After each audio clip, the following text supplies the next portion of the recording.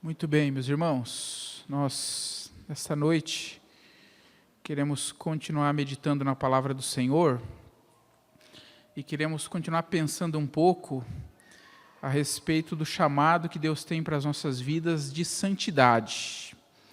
Uma vez que nós fomos alcançados pela graça do Senhor, chamados do pecado, fomos chamados para vivermos em santidade.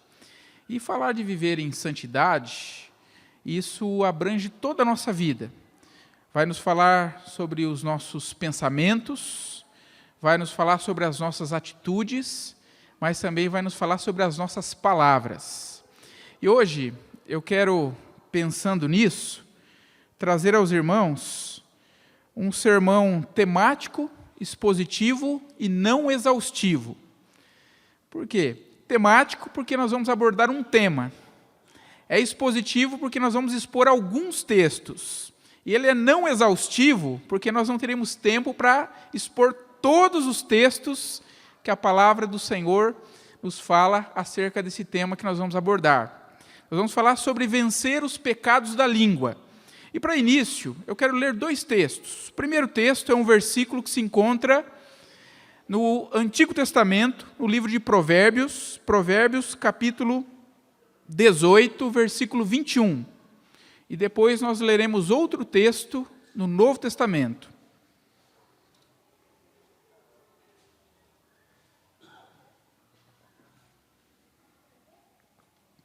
Provérbios 18, 21.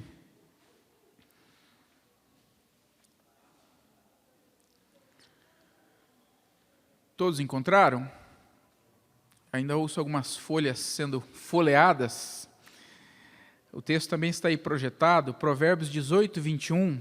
A palavra do Senhor nos diz assim: a morte e a vida estão no poder da língua. O que bem a utiliza, come do seu fruto. Amém. Vamos agora para Tiago, capítulo 3, versículos de 1 a 12.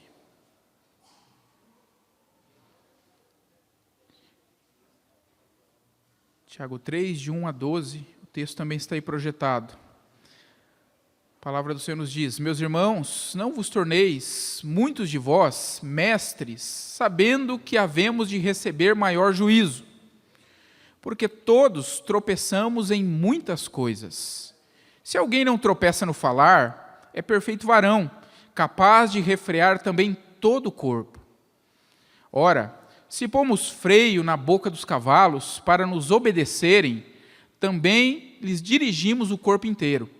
Observai igualmente os navios que, sendo tão grandes e batidos de rijos ventos, por um pequeníssimo leme são dirigidos para onde queira o impulso do timoneiro.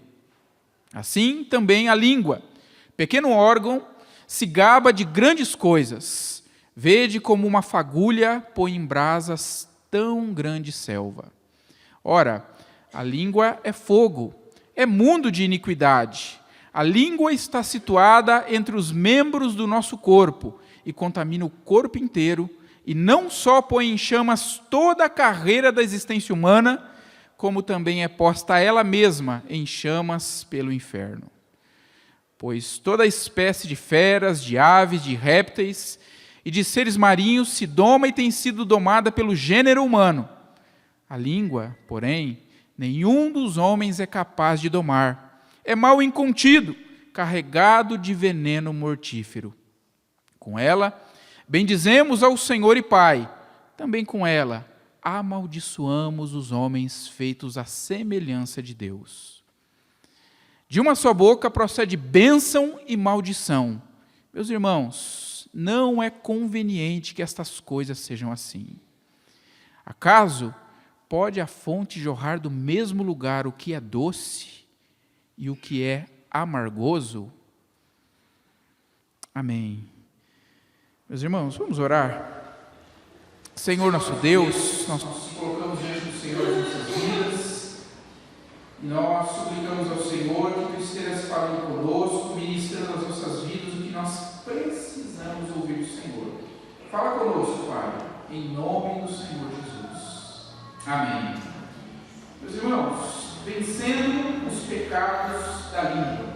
O primeiro texto que nós lemos, lá em Provérbios 18, 21, vai nos falar que a morte estão no poder da língua, e o que bem a utiliza, come do seu fruto. Esse versículo vai nos falar de duas verdades que todos nós devemos saber. E a primeira verdade, ela nos fala acerca da capacidade da língua. A capacidade da língua, ela tem tanto poder para gerar morte, fazer o mal, como ela tem poder para gerar vida e fazer o bem. Quando pensamos na morte ou no mal que a língua pode gerar, nós podemos correr imediatamente para a palavra do Senhor lá em Tiago, que acabamos de ler, e vamos encontrar a palavra dizendo, conforme lemos, que de uma só boca, Tiago está dizendo, de uma só boca procede bênção e maldição. Ou seja, com a mesma boca com que nós, muitas vezes na igreja, abençoamos a vida dos nossos irmãos, dizendo assim, meu irmão, minha irmã, Deus te abençoe. É a mesma boca que pode, algumas horas depois, maldizer, amaldiçoar a vida daquele irmão que nós acabamos de abençoar. E a mesma coisa que nós fazemos, ela não vai ser aprovada por Deus. E eu me pergunto, por que tudo isso? Não deveríamos vigiar mais a nossa língua? Não deveríamos cuidar de tornar mais a nossa língua uma produtora de bênçãos? Tiago continua dizendo, lá no versículo 10, parte B, meus irmãos, não é conveniente que essas coisas sejam assim. Ou seja, ele está expondo aos seus primeiros leitores, e a palavra de Deus está expondo ao nosso coração, que tais coisas não são convenientes para aqueles que foram alcançados, lavados, redimidos, chamados do pecado, para andar em novidade de vida na presença do Senhor. E pensando nesse poder tão destrutivo da língua, pensando nessa capacidade que a língua tem de gerar o mal, de trazer a morte, eu elenquei aqui alguns pecados que são cometidos pela língua, são cometidos pela nossa boca, e que nós precisamos conhecê-los e conhecer o que a palavra do Senhor fala acerca deles, para que nós nos cuidemos. Se porventura temos incorrido nesses pecados, nós precisamos nos quebrantar, ouvir a correção do Senhor, ouvir aquilo que o Senhor nos traz e nos voltarmos para o Senhor. Se porventura nós não temos cometido, nós precisamos nos cuidar para que nós não incorramos, para que nós não caiamos nesses erros. Eu pensei, pelo menos, um grupo de cinco grupos desses pecados. O primeiro vai nos falar sobre o mexerico ou a fofoca.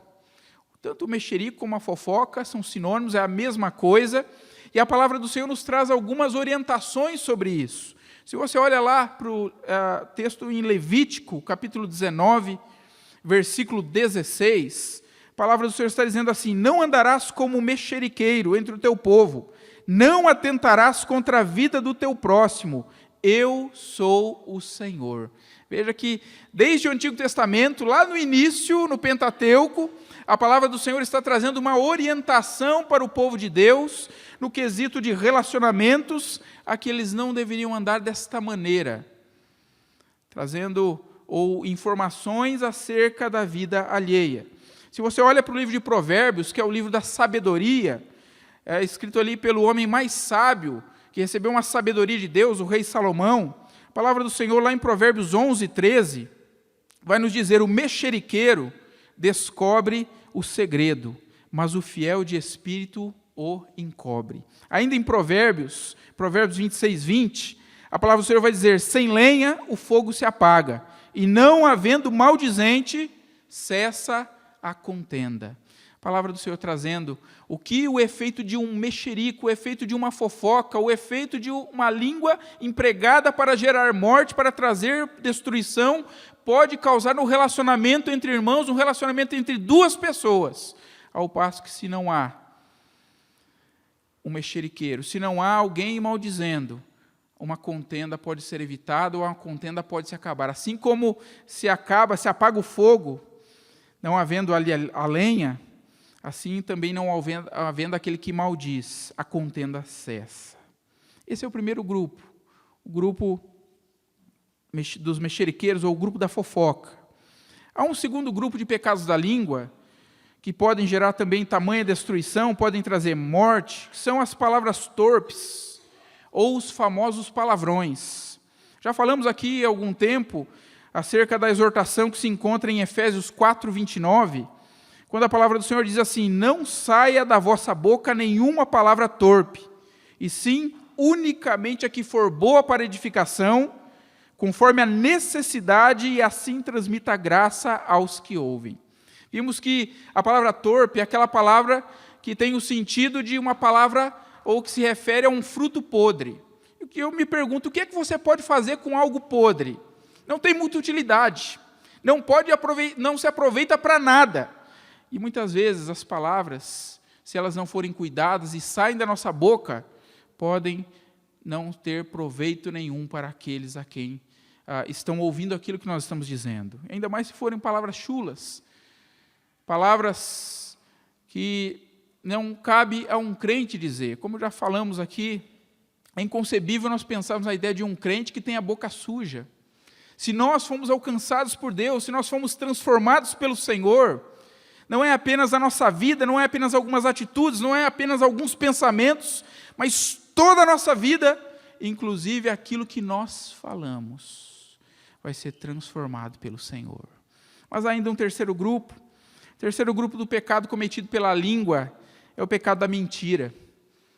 Por isso, deixando a mentira, Efésios 4:25 diz: por isso, deixando a mentira, fale cada um a verdade com seu próximo, porque somos membros uns dos outros.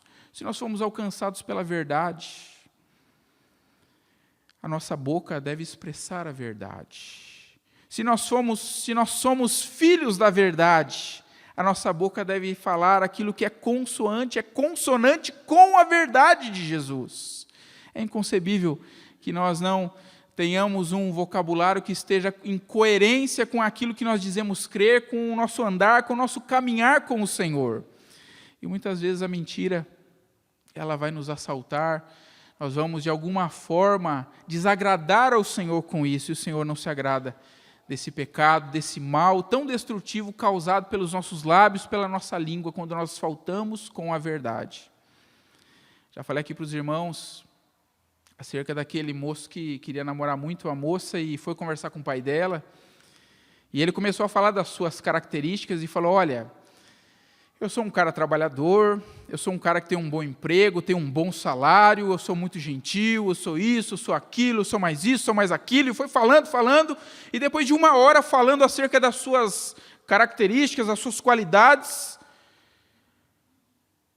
o possível futuro sogro perguntou para ele: mas e defeito, você não tem nenhum? Não, defeito eu só tenho um, é que eu sou muito mentiroso. E ali ele jogou por terra tudo aquilo que ele estava falando acerca de si mesmo. E eu fico pensando, meus irmãos, que muitas vezes nós, com a nossa língua, com a nossa boca, podemos jogar por terra tudo aquilo que nós estamos falando acerca de nós mesmos. Se nós, porventura, faltarmos com a verdade, incorrermos nesse pecado da boca, da língua, falando mentira, falando aquilo que não está de acordo com a verdade que é Cristo Jesus, o Senhor. Mas ainda, um quarto grupo dos pecados da língua, dentro dessa capacidade de gerar morte, fazer o mal, que é o grupo da maledicência ou da murmuração. E esse eu tenho certeza que você não conhece ninguém que comete esse pecado, mas nós vamos só falar porque está aqui no sermão. Amém? Alguns falaram amém, então amém, né? Eu fico meio receioso um pouco de pensar nisso, né? Porque nós, muitas vezes, se não conhecemos alguém que maldiz, alguém que murmura, nós muitas vezes incorremos nesse pecado da murmuração. Com a nossa boca, com a nossa língua, nós murmuramos e nós falamos contra o Senhor. Nós falamos contra as pessoas. E isso desagrada a Deus. Isso entristece o Espírito Santo do Senhor, no qual nós fomos selados. E nós somos chamados a sermos cheios dele. E o mexerico, ou melhor, a maledicência ou a murmuração, lá em 1 Coríntios 10:10, a palavra diz: nem murmureis, como alguns deles murmuraram e foram destruídos pelo exterminador. Aqui Paulo está evocando o exemplo, trazendo o exemplo dos israelitas que no deserto não estavam contentes com nada daquilo que Deus estava fazendo. Você pensa, o povo clamou para ser liberto do Egito, o clamor subiu até Deus, Deus os libertou, e eles estão lá murmurando contra Deus. Estão ali com fome, Deus dá o maná, eles estão murmurando contra Deus. Deus dá as codornizes, eles comem, se fartam e estão murmurando contra Deus. E isso vai desagradando a Deus. Isso vai minando a fé daqueles que ouvem os murmuradores, de maneira que o Senhor vai muitas vezes pesar a sua mão sobre esse povo e vai chamar-lhes a atenção para que se voltem para o Senhor. E quando nós temos uma cultura de murmurar, quando nós temos o costume, o hábito de estar murmurando, nós estamos dizendo para Deus, olha, eu não estou contente com nada daquilo que o Senhor está fazendo, na verdade eu acho que o Senhor está fazendo tudo errado e eu gostaria de falar para o Senhor como é que o Senhor tem que fazer. Podemos achar absurda essa definição, mas é exatamente isso que nós fazemos quando nós murmuramos acerca daquilo que Deus está fazendo nas nossas vidas. Mas a murmuração, ela não é apenas contra o Senhor. A murmuração, ela pode ser também contra as pessoas com quem nós convivemos. Quando nós começamos a reclamar e falar mal daqueles que estão à nossa volta. Começamos a ficar descontentes. E geralmente quando a gente está descontente com alguma coisa, a gente não vai para a pessoa e fala assim, olha, eu estou descontente com você, eu quero te falar isso. Não, a gente vai, olha, eu estou descontente com aquele irmão, eu estou descontente com aquela irmã, e a gente começa a falar mal. E isso desagrada a Deus. Eu tenho pensado muito num princípio que eu aprendi já faz alguns anos, e como no decorrer dos anos esse princípio tem se mostrado extremamente verdadeiro. E esse princípio ele diz o seguinte: quem fala mal dos outros para você, vai falar mal de você para os outros. Pode ter certeza, não tem erro, não tem como errar. E essa maledicência, essa murmuração, ela desagrada a Deus, ela é pecaminosa e ela pode ser altamente destrutiva e nós precisamos cuidar. E ligado a isso está um outro grupo, o quinto grupo, dos pecados cometidos pela língua, que eu elenquei aqui como o grupo da calúnia. No Salmo 101, versículo 5, nós encontramos uma palavra muito interessante sobre a calúnia. No Salmo 101, versículo 5, a palavra do Senhor diz assim: ao que as ocultas calunia o próximo, a esse destruirei. Isso aqui, quem é que está falando isso? É Deus. E Deus está dizendo assim: ao que as ocultas calunia o próximo, a esse eu destruirei. O que tem olhar altivo e coração soberbo, não o suportarei. E eu fico pensando na gravidade desse pecado e na gravidade das providências que Deus pode tomar se estivermos incorrendo num pecado como esse. Porque Deus está dizendo aqui, isso não é brincadeira. Está dizendo, olha, ao que as ocultas calunia o próximo, a esse eu destruirei. Não é brincadeira, meus irmãos. Tamanha a seriedade com a qual Deus trata com o pecado e com a qual Deus está tratando com esses pecados oriundos, provenientes, cometidos pela fala, pela língua, pela boca. Como falamos, dentro dessa capacidade da língua de gerar morte, de fazer o mal, a língua ela gera o mal através de todos esses grupos e muitos outros de pecados cometidos com a língua. A língua gera o mal através da fofoca, o mexerico, das palavras torpes, da mentira, da maledicência, da murmuração, da malícia, da gritaria e da calúnia. Mas quando nós voltamos um pouquinho para Provérbios 18, 21, que nos diz que a morte e a vida estão no poder da língua, nós vamos ver que a palavra diz que a vida também está no poder da língua. Ou seja, embora ela tenha uma capacidade extremamente destrutiva e danosa de gerar o mal, a língua também tem uma capacidade de gerar vida e fazer o bem. A língua é um instrumento poderoso que podemos e devemos usá-lo para abençoar a vida daqueles que convivem conosco e de quem quer que seja. Quando usamos a nossa língua para compartilhar a palavra de Deus, quando usamos a nossa boca para orar com as pessoas, nós somos instrumentos nas mãos do Senhor para que a vida possa ser gerada. E como isso, meus irmãos, é por demais animador, como isso deve desafiar os nossos corações, desafiar as nossas vidas, a que nós nos coloquemos diante do Senhor para abençoar, para interceder, para orar, para pregar, para compartilhar daquilo que Deus tem feito nas nossas vidas, porque nós não temos noção do que Deus pode fazer através das nossas vidas. Você não tem noção daquilo que Deus pode fazer através da sua vida, quando você abre a sua boca no intuito, com o objetivo de abençoar quem quer que seja. Deus, Ele ouve esse clamor. Deus toma esta palavra e Deus abençoa e gera vida em muitas situações. Voltando aqui ao texto de Efésios 4:29, que citamos há pouco, a primeira parte diz, não sai da vossa boca nenhuma palavra torpe, mas a segunda parte agora, e sim, unicamente a que for boa para a edificação, conforme a necessidade, e assim transmita graça aos que ouvem. É maravilhoso saber que Deus, Ele conta conosco, conta com as nossas vidas, conta com a nossa boca, conta com a nossa língua, para que ela seja uma transmissora e uma produtora de bênçãos na vida das pessoas. Sai da vossa boca unicamente aquela palavra que for boa, conforme a necessidade. Às vezes tem uma palavra boa, mas ela não tem necessidade naquele momento. Ou às vezes tem uma palavra que é necessária naquele momento, mas a palavra não é boa. A palavra está dizendo, aquela que for boa, conforme a necessidade, porque se ela for boa, se ela vier de Deus, e ela for conforme a necessidade, ela vai transmitir graça àqueles que ouvem. E como é bom, quando nós paramos e olhamos para aquilo que Deus pode fazer através das nossas vidas, através das nossas palavras, e alguém vem e fala, olha, você falou aquilo que eu precisava ouvir. Olha, o meu coração foi apaziguado por aquilo que você falou, por aquela oração que você fez.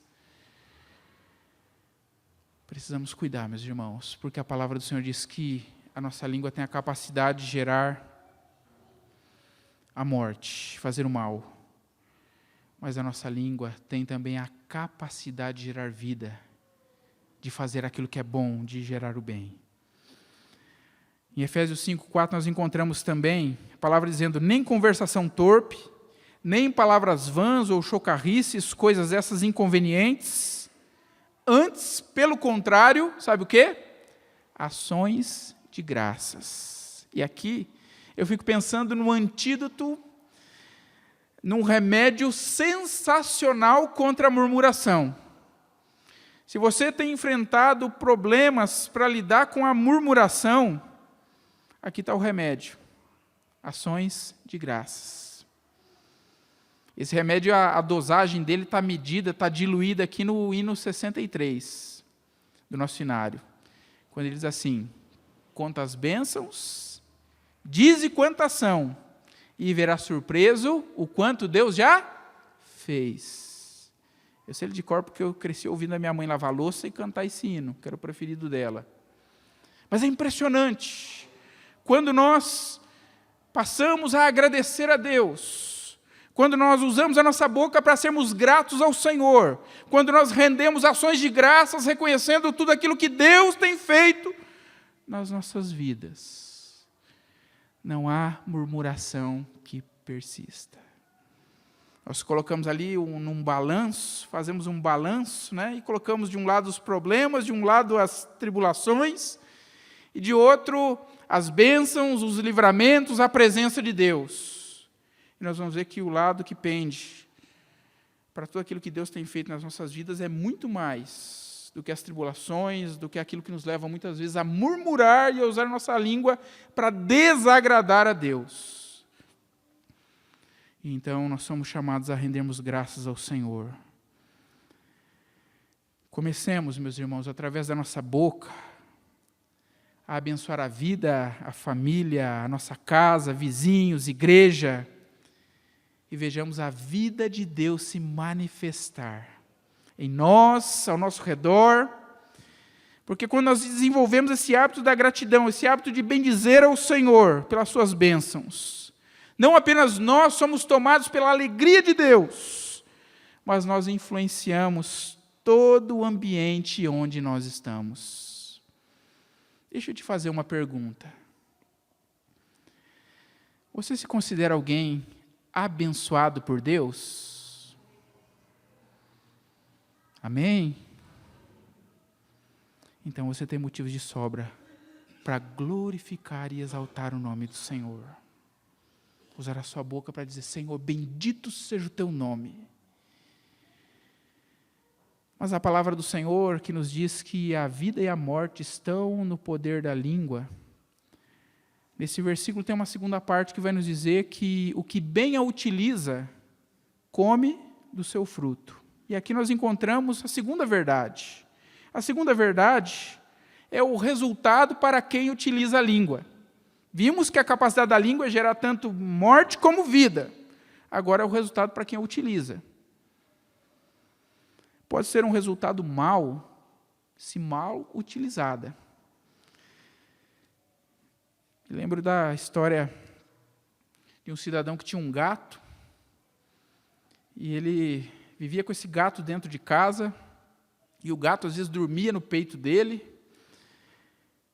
e um dia o gato fez uma bela de uma sujeira em cima dele enquanto ele dormia, e o sujeito ficou com tanta raiva, mas com tanta raiva daquele gato, que ele o levou para fora. Ele amarrou uns panos, uns trapos no rabo do gato, colocou ali gasolina, e ele pegou e soltou o gato na direção de um rio. Ele queria ver aquele gato se queimar, se afogar, só que ele desconhecia o fato de que quando o gato fica meio desesperado, ele não corre em linha reta, né? Ele corre em círculos. E do lado de onde ele soltou esse gato, tinha uma plantação. E aquele gato, com aquele trapo pegando fogo, assim, entrou no meio daquela plantação, e foi terrível a destruição causada ali. E quando eu penso nessa destruição causada por esse fogo, eu sou levado a meditar na destruição que uma pequena fagulha emitida da minha língua pode causar na vida de alguém. Veja que Tiago ele lança a mão da mesma figura, quando ele diz: olha, vede como uma fagulha põe em chamas tão grande selva. Até mesmo a língua, ela é toda queimada no fogo do inferno. Ao difamarmos quem quer que seja, ou seja, ao usarmos a nossa língua para o mal, podemos estar muitas vezes causando um mal irreversível. Além de prejudicarmos os outros, nós estamos prejudicando a nós mesmos. E isso deve nos fazer pensar, ter consciência disso, para não pecarmos destruindo a fama, destruindo a reputação, a vida do nosso próximo, gerando morte através da nossa língua. Cada um desses pecados que nós mencionamos há pouco é extremamente nocivo, é prejudicial, tanto para a vida de quem os pratica, como para a vida daqueles que são alvo da má utilização da língua. E a palavra continua desafiando os nossos corações. A palavra continua nos desafiando a utilizarmos bem a nossa língua, para que comamos do seu fruto. No entanto, entendemos também da palavra que, se a utilizarmos mal, os seus efeitos serão desastrosos. Mas ainda sobre o resultado para quem utiliza a língua, pode ser também um resultado bom, se ela for bem utilizada. É certo que pelo nosso próprio esforço, pelas nossas próprias capacidades, nós não temos em nós mesmos condição nenhuma de gerarmos qualquer bem que seja. O mal até é possível, e nós até fazemos, mas o bem de uma maneira duradoura, que sirva aos propósitos do Senhor, somente poderemos fazê-lo com a nossa boca se nós estivermos ligados em Deus. Se nós estamos em Cristo, se nós vivemos a vida de Cristo, se nós já temos sido redimidos por Cristo, nós vamos usar a nossa língua de maneira abençoadora e que produza o bem, que gere vida naqueles que estão à nossa volta. Precisamos aprender a usar a nossa língua para abençoar. Quando nós entendemos essa verdade maravilhosa contida na palavra de Deus, poderemos percorrer a vida cristã muito mais abençoados e desfrutar da presença e da direção do Senhor. Quero te perguntar mais uma vez, quais são os frutos que você tem comido provenientes do uso da sua língua, da sua boca, da sua fala? Vida ou morte? Bênção ou maldição? Frutos doces de paz, alegria, justiça? Ou frutos amargos de tristeza, confusão e guerra? Lembremos-nos, a palavra do Senhor continua nos exortando. O que bem a utiliza, come do seu fruto. Eu quero concluir fazendo uma pergunta muito útil para nós. Alguém disse que algumas das perguntas mais úteis que se pode fazer é aquelas que começam com como. Aquelas perguntas que começam com como. Como vencer os pecados da língua? Como evitar cometê-los? Em primeiro lugar, nós precisamos reconhecer a nossa incapacidade e a nossa impotência. Veja que quando lemos lá em Tiago, pedi para o Altair colocar aí, Tiago capítulo 3, versículo 8, ali nós encontramos quem é que pode domar a sua própria língua. Você prestou atenção na leitura do texto? Ali fala quem que consegue domar. Tiago 3, 8.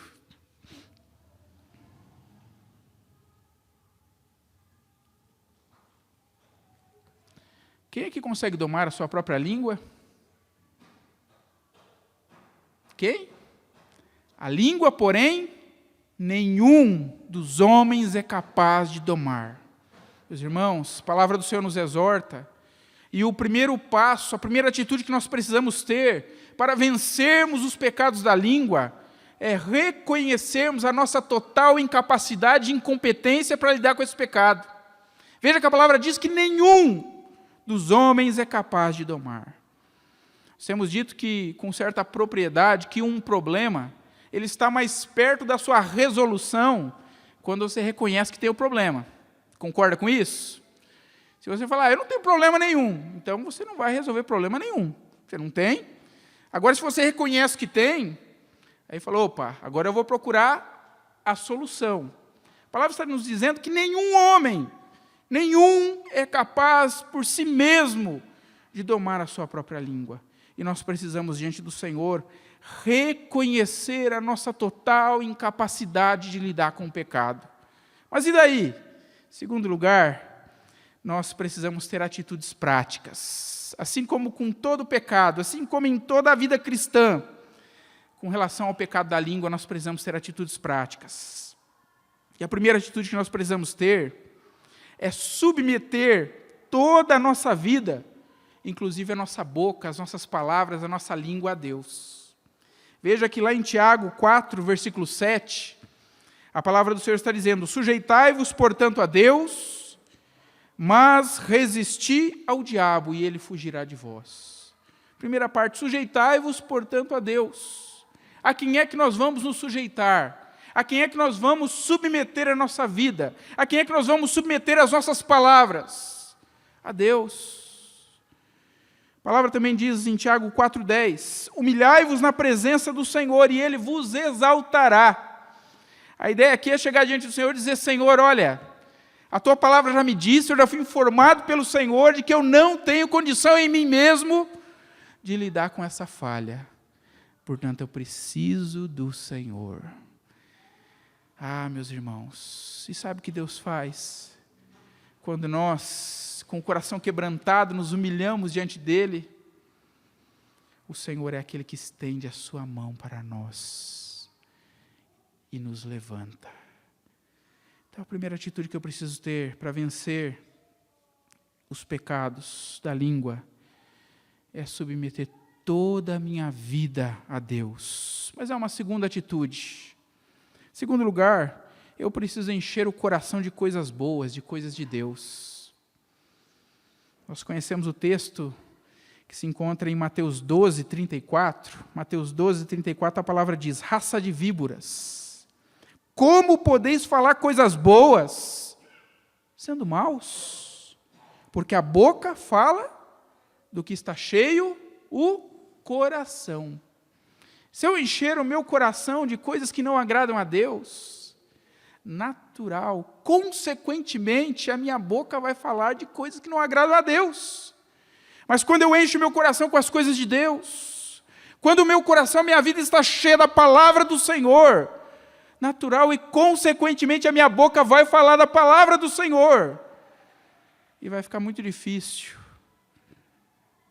a minha boca, as minhas palavras, a minha língua, proferir aquilo que prejudica alguém ou que desagrada ao Senhor. Do que é que você tem abastecido o seu coração? Com o que é que você tem enchido a sua vida?